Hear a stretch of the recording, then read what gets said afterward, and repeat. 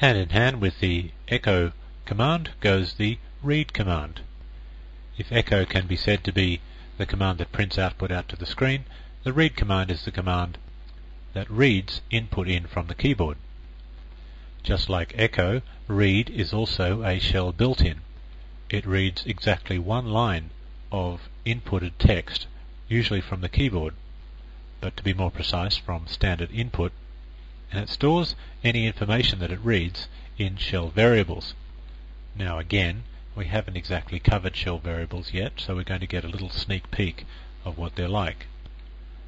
The principal use of read is to receive the answers to questions and prompts that are issued by the script. Those questions and prompts would typically be issued using the echo command.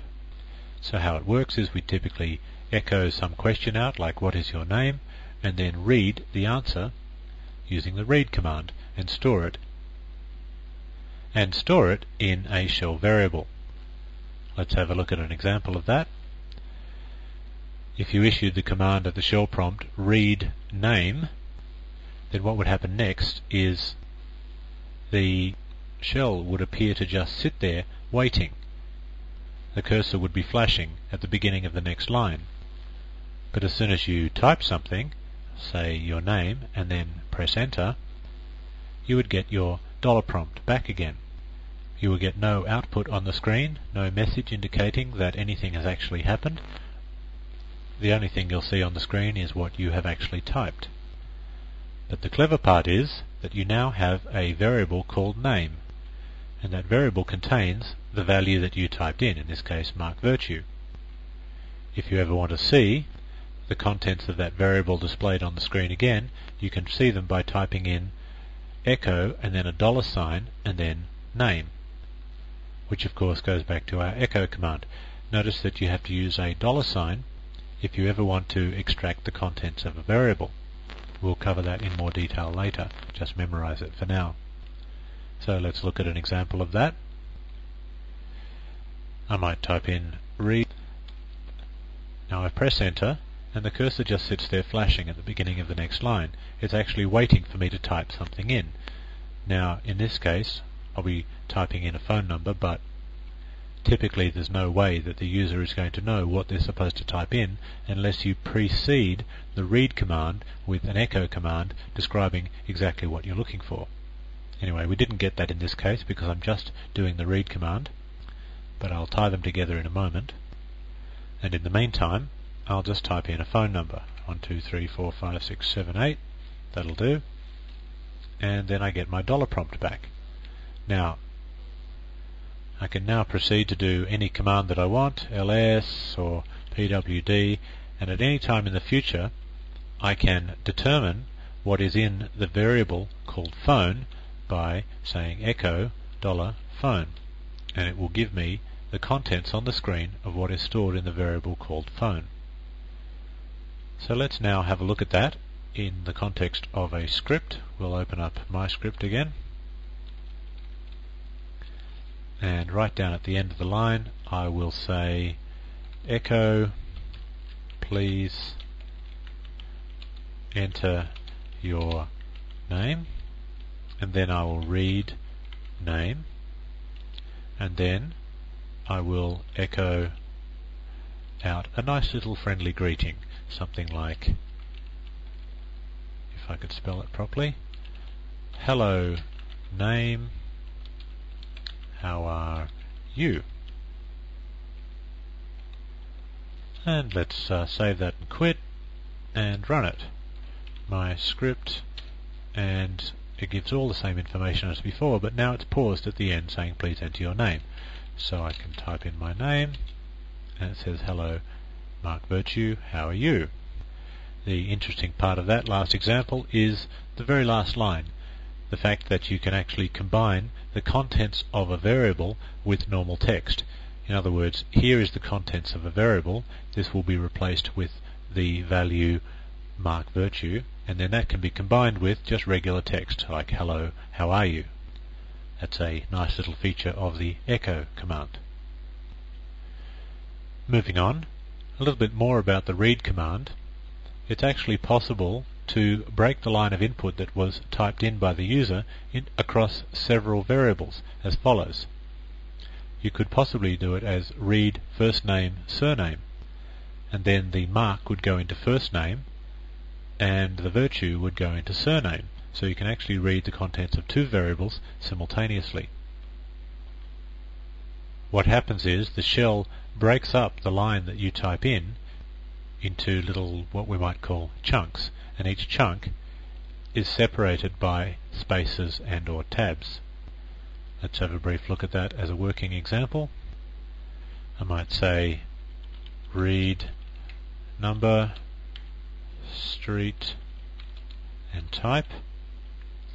This might be some way that I could read in the user's address, and I could type in 12 Smith Road, and then I find out that if I want to have a look at the contents of number, it's 12. If I want to look at the contents of street, it's Smith, and of course you can see what's coming next. If I want to see what's in type, it's road. So I've actually created, out of thin air, 3 new variables called number, street, and type, and filled them in with values. And some final points about that. If the user happened to type in more words than there are variables to put them in, then the extra words are added to the last variable. Now we've actually already seen that. The very first example we saw was where we asked for a single variable called name, and I actually typed in mark virtue. In other words, I typed in 2 words in response to one variable request, and both names, or both words if you like, were put into the single same variable. Let's have a look at the street example again, just to see if we didn't specify enough variables. If I typed in read number, street, and then typed in 12 Smith Road, then the contents of number are the same, and the contents of street are Smith Road. Okay, that's fairly self-explanatory, I'm guessing. And finally, if not enough words are provided, then the extra variables that didn't get filled just simply contain nothing. Let's have a look at that. If I type in read number, street, and then type, and all I type in response to that is 12, then I look into number and it contains 12, and I look into street and it is a mistake. I made a little mistake there. I didn't do it deliberately, but it is a good point that I can show you. If you don't put the $sign in there, as you can see I've omitted the $sign, then you simply end up echoing out the word street. Notice the difference between typing in echo street and echo $street is as follows. But anyway, back to the main point of this argument. We only specified 12, so street and type wouldn't have gotten filled in.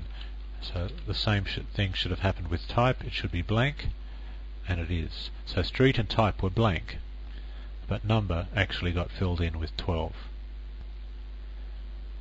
Now, one final thing before we move on to the next module. This is actually a little feature of the echo command and has nothing really to do with read, but it's handy, so I thought I'd show it to you now.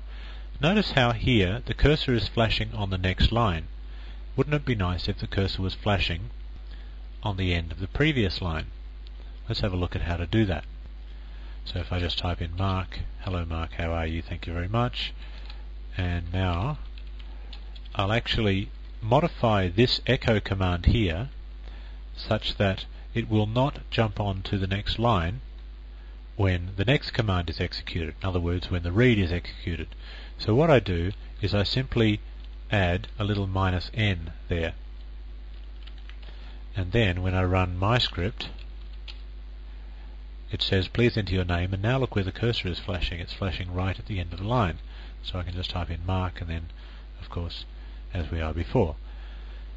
Now, in the interests of completeness, I'll show you how to get a little space immediately after the colon there. So the cursor is not flashing immediately after the colon, there's actually a space. So let's have a look at that.